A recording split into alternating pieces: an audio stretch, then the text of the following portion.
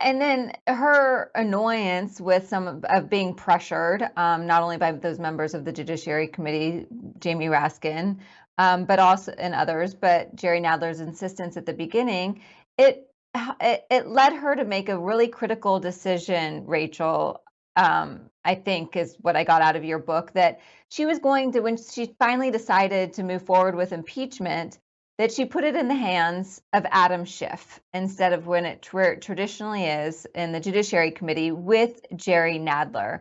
Can you explain that process and also the divisions that exacerbated and perpetuated throughout the process? Yeah, absolutely. I mean, for those of us who've covered the Hill for a while, I mean, we know that Nancy Pelosi and Adam Schiff are very close allies. He's arguably the chairman she turns to most as the leader of the House Intelligence Committee. He was handpicked by her to sort of lead that very sensitive panel. And so, when she sort of looks in a mirror, when she looks at Schiff, it's like looking in a mirror, right? So they're very much of similar minds in terms of protecting the majority, being very cautious around impeachment. She had turned to him in the first part of 2019 to help put down some of these calls for impeachment in the caucus as Jerry Nadler and Jamie Raskin were spinning people in the opposite way. Pelosi, she obviously wants to control the process. If she sees impeachment as very politically risky, she wanted to have as much control of it as possible. And Schiff is someone who, would defer to her on pretty much any matter, right? They're very close. And she knew that since they were of very much a like-minded position when it came to how to run this impeachment, he was someone who she knew she could trust. The problem with that is that, Schiff already had a reputation amongst Republicans as someone they couldn't trust. He had gone out earlier, years before, and said he had seen classified evidence that Trump colluded with Russia. And, when the Mueller report came out, Mueller ultimately said, yes, Trump welcomed Russia's interference, but they couldn't find sort of proof of a conspiracy. And so ever since then, Republicans, and not just, your Jim Jordans, Kevin McCarthy's of the world, moderate Republicans, Will Hurd's of the world, didn't trust Adam Schiff. And so it sort of hindered the impeachment from the get-go because, the possibility of Schiff actually turning Republican heads and changing Republican minds was always going to be a stretch.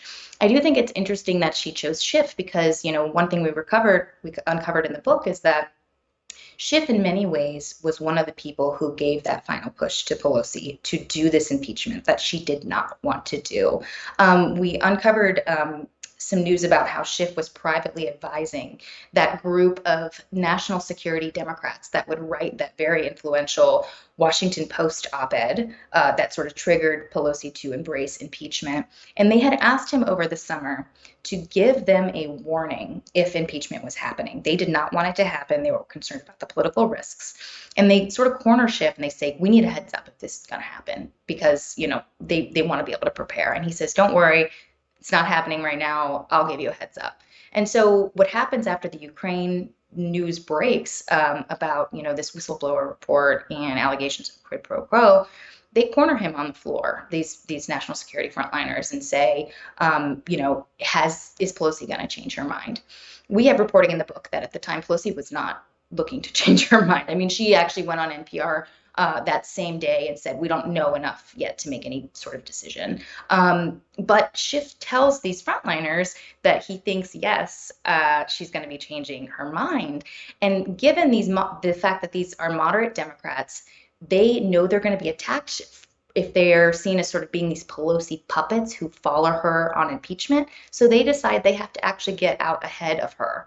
And so having this thought that she's going to endorse impeachment, which again, we report at the time was premature for Schiff to tell them, they start writing this op-ed. And that op-ed actually ends up cornering Pelosi because when she finds out it's coming, she knows she can't hold back the tide. And so, there's that interesting little backstory between Schiff and Pelosi. But I mean, your question about him leading the impeachment, it obviously alienated a lot of Republicans from the get-go, and that was a challenge that he had to deal with, obviously, throughout the whole process.